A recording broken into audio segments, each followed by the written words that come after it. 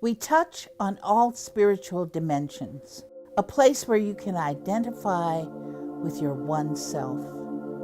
No religion, no race, no gender, a soul discussion. Welcome to Gretta's house.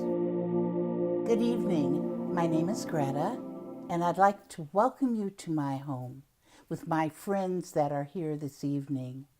And we're going to be talking about a topic which I think a lot of you will be interested in. And of course, you're interested in it because you're looking at this. But it's how do you create your own reality? So I'll be talking a little bit about that, and then my friends that are here are going to join in with that conversation. And they've asked some questions that I will be sharing with you. Okay, reality. First of all, one question was, what is the third dimension?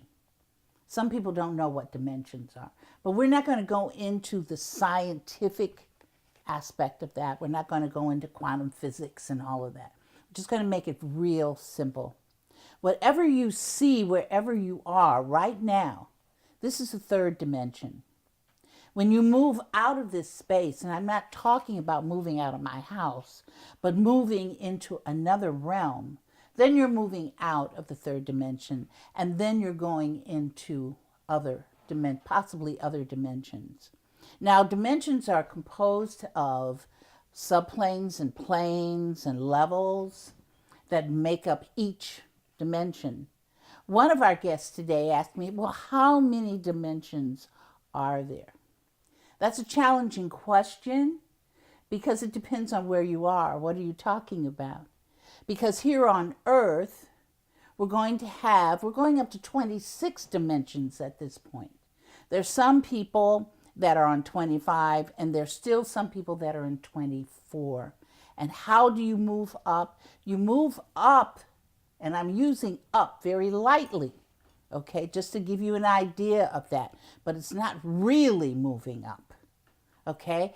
But it's by how do you feel about your spiritual self, your spiritual being? What are you doing with your life? And so that's how you can move up, okay? So with that, let's begin. I have a question. Yes.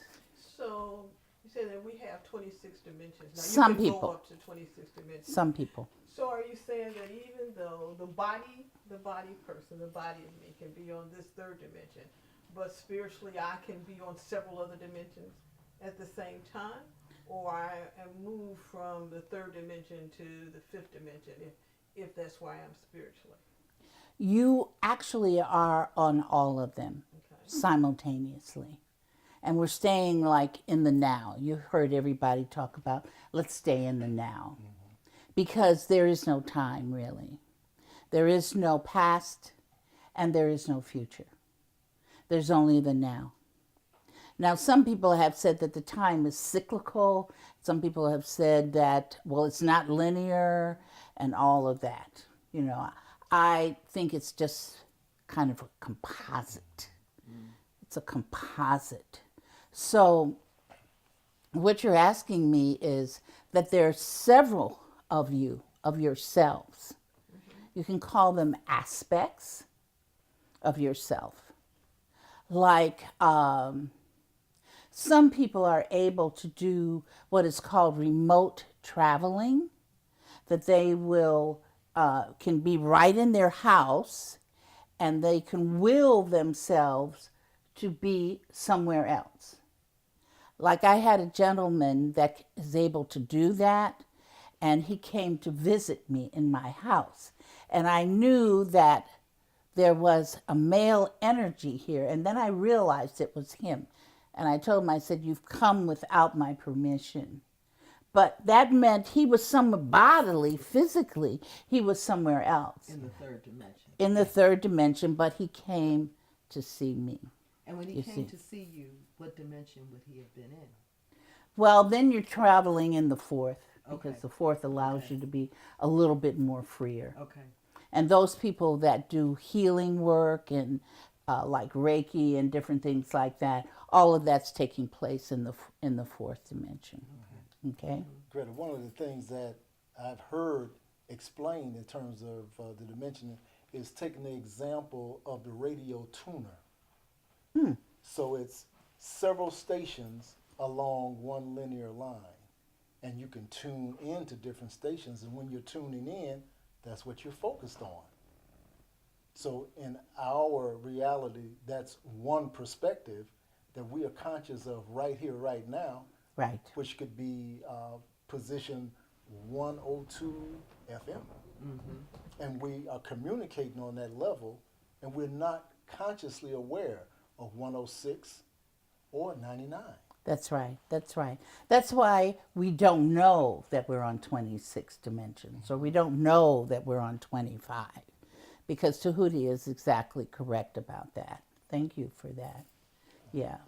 So let's get back to, how do you create it while you're here? How do you create? Okay. It comes from thought. And most of you understand that.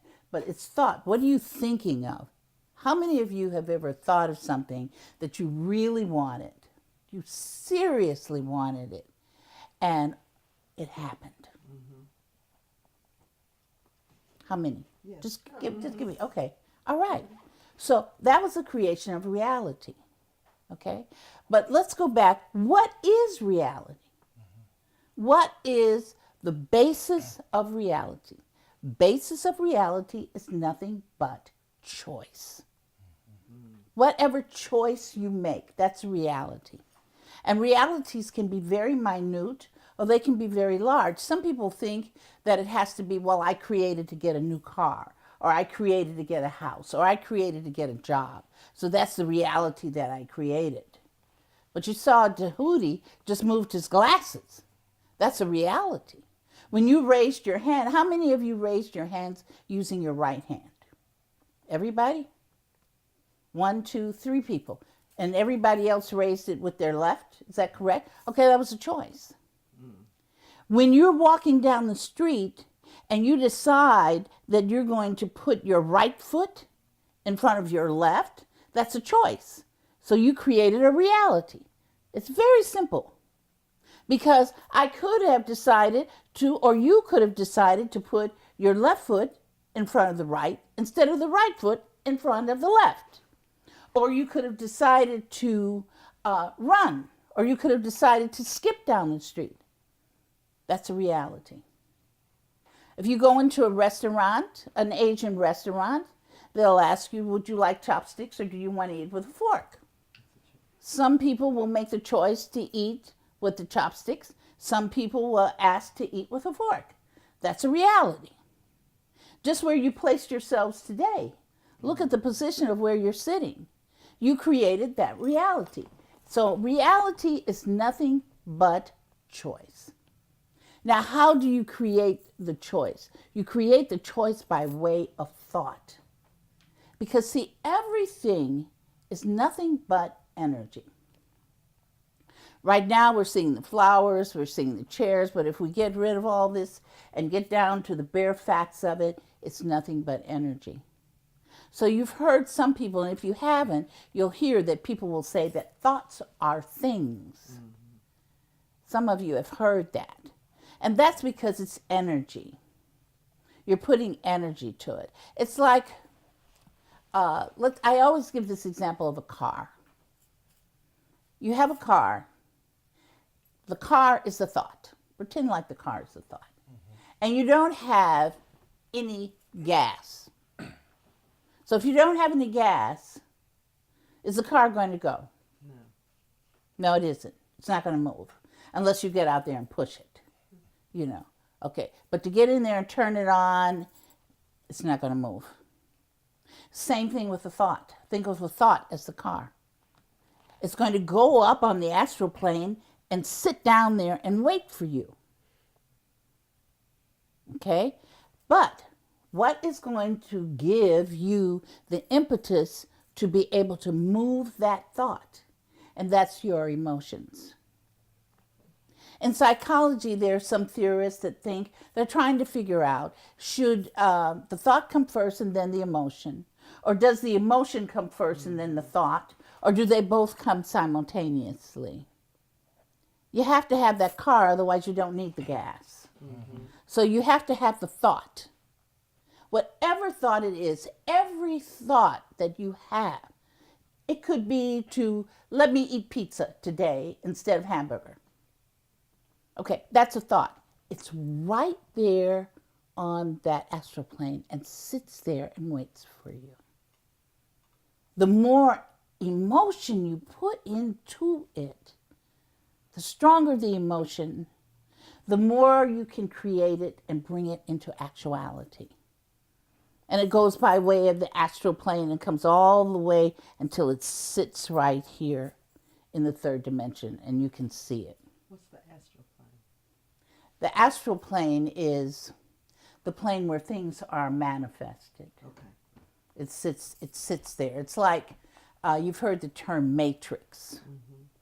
Well, I look at it as that the thought goes up. Every thought that you have goes up on the matrix.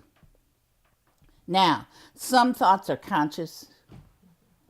Some thoughts are unconscious. So when you're creating your reality, you're creating it both consciously and unconsciously.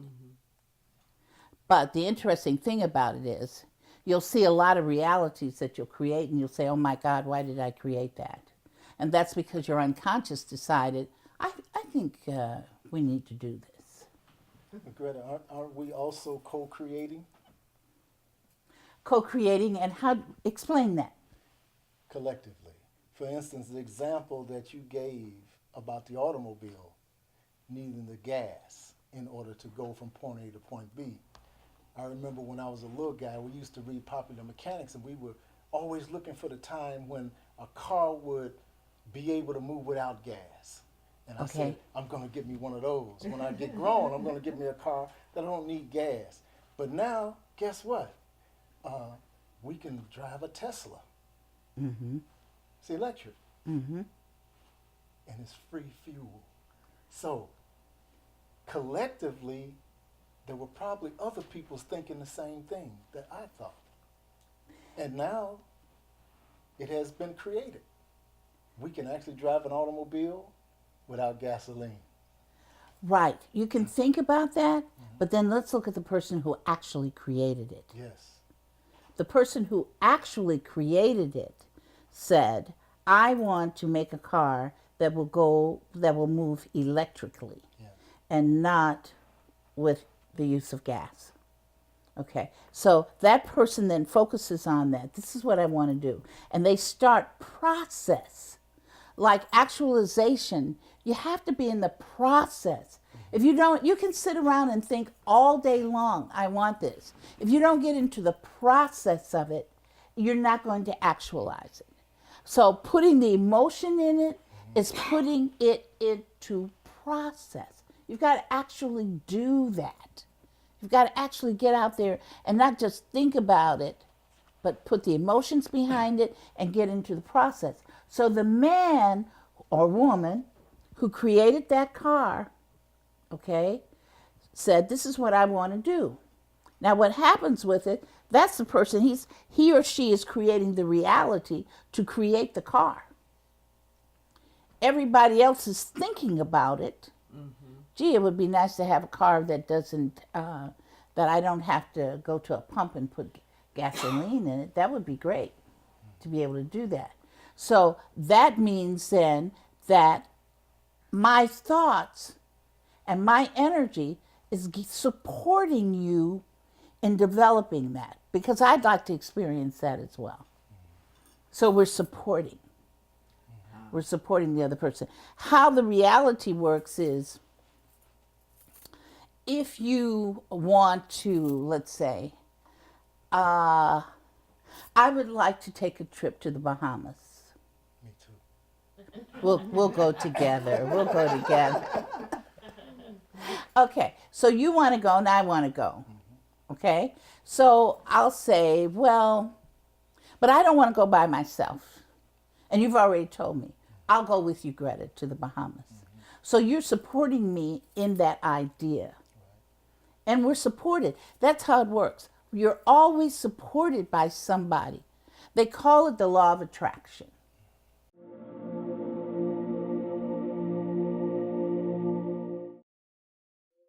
We touch on all spiritual dimensions, a place where you can identify with your one self.